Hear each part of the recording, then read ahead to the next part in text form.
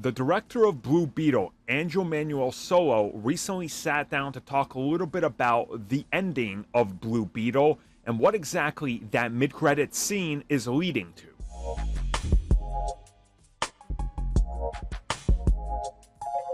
So the mid-credit scene of Blue Beetle is pretty important to the rest of the film, as throughout the film we are constantly reminded about Ted Kord, the legacy he left behind, and how suddenly one day he literally went away. Nobody knows where he is.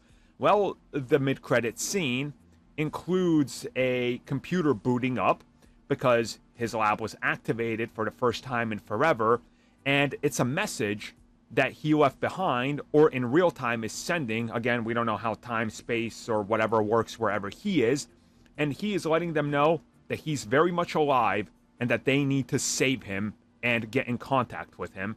And then that's the setup for the sequel.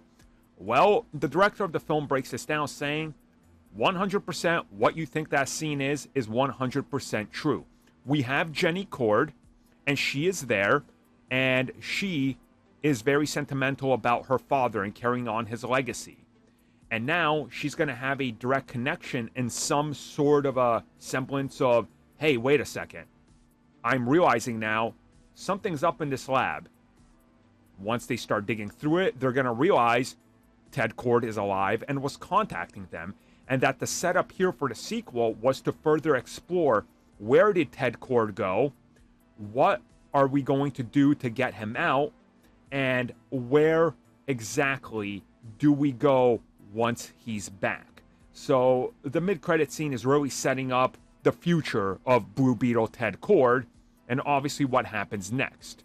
And on top of this, in a separate interview with Entertainment Weekly, we had James Gunn tease the relationship between Booster Gold and Ted Kord.